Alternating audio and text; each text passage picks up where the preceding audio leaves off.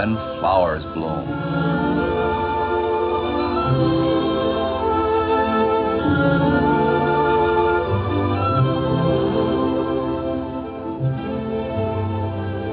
Spring, when a young man's fancy lightly turns to thought. What's the matter? Exam week getting you down? What you need is to put down that notebook and take in some of the beauties of nature. See what I mean?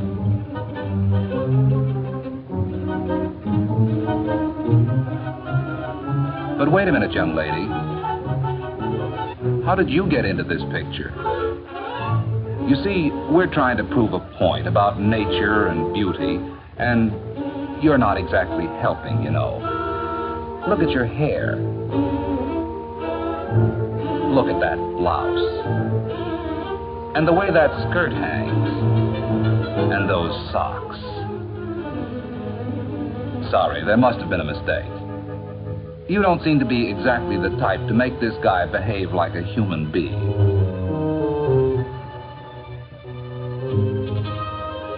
But wait a minute. Come back.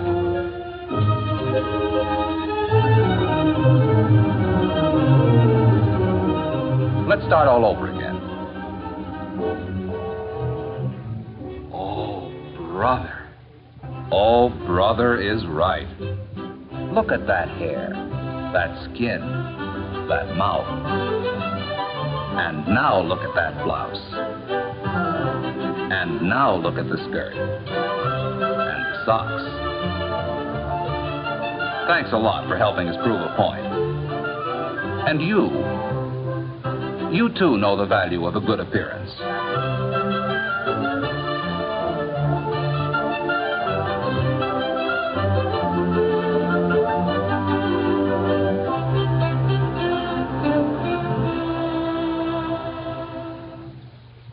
In fact, you all know that a good appearance is a must, not only to your college life now, but to your business and professional lives in the future.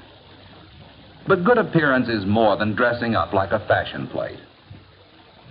Anyone will make a good appearance if he's neat, no matter what his style of clothing. Clothes are important. Besides fitting well and looking well, wearing your clothes, like these shoes, is a sure way to make yourself uncomfortable. But good grooming is more than clothes deep. Good grooming starts with personal care. This principally means the care of your hands, your hair, your teeth, and your skin. Let's begin with the skin by taking a look at it from the doctor's point of view. You'll find that skin is a complex living tissue whose proper care requires a basic understanding of what it is and what it does. In this highly magnified section through the skin, we see that skin is made up of various layers. Individual cells of the outer layer are constantly drying out and dropping off to be replaced by the growing cells of the layers below.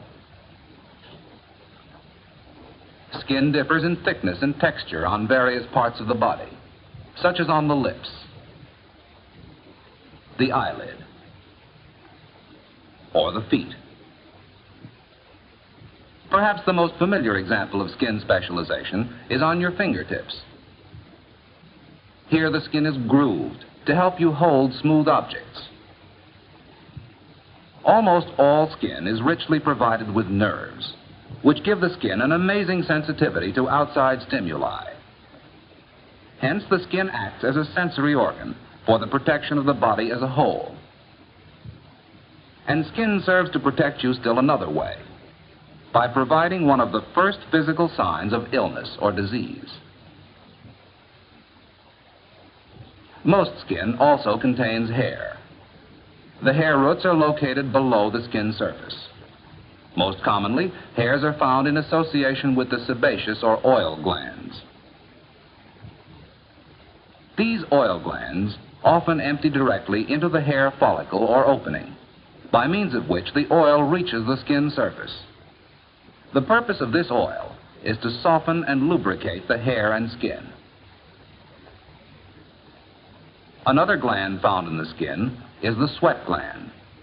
Glands open directly into the skin and discharge sweat through individual openings or pores. Sweating is one of the chief functions of the skin. The main value of sweating is the control of body heat, brought about by the evaporation of sweat from the skin surface. Most everyone sweats under one circumstance or another. Besides accumulating sweat, the skin is also constantly picking up dirt, dust, grit, and other foreign particles. And because the skin has lots of openings in its surface, these foreign particles, to them loaded with bacteria, may enter the skin and start an infection.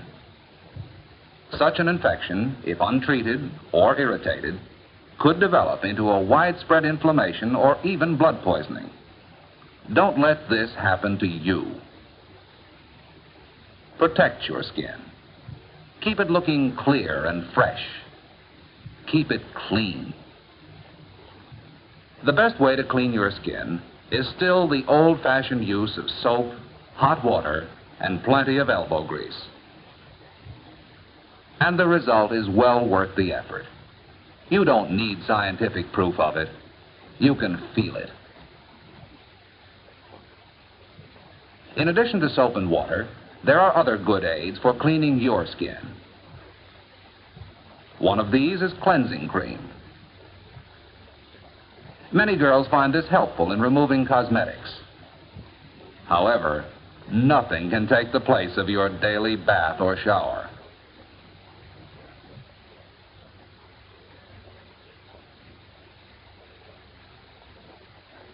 This is the time to give your skin a good, invigorating workout. If there is no visible dirt to wash off, there are body odors to be eliminated by cleansing your skin of dried sweat, skin scales, and dust.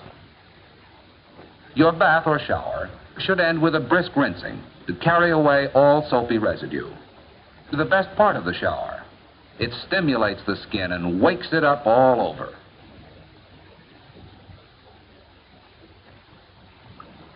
Bathing and toilet articles should be kept for your own personal use.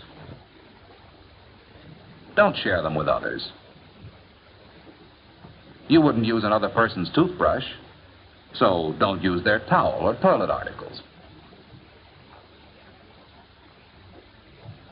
And it goes without saying that only clean lingerie should go next to that clean skin. While it may not be necessary for all of you, some girls use a lubricating cream or lotion to prevent skin roughness or chapping. Expensive creams and powders, however, aren't necessary. A healthy skin can be kept attractive with only a few simple preparations.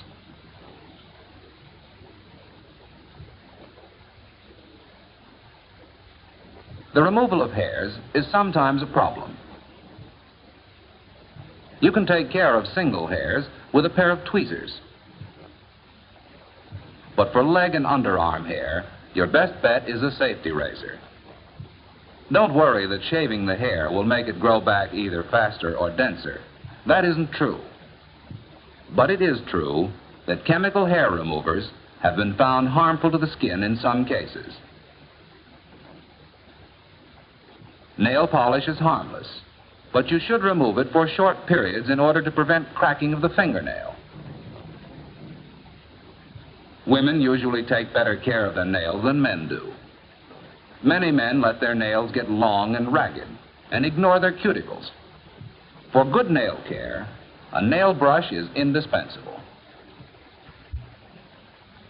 Nails prevent places for bacteria. For this reason, you should give your nail particular attention whenever you wash your hands. After washing your hands, push back the cuticle while it's still soft and pliable from the soaking. Trim it occasionally, and keep your nails short and smooth.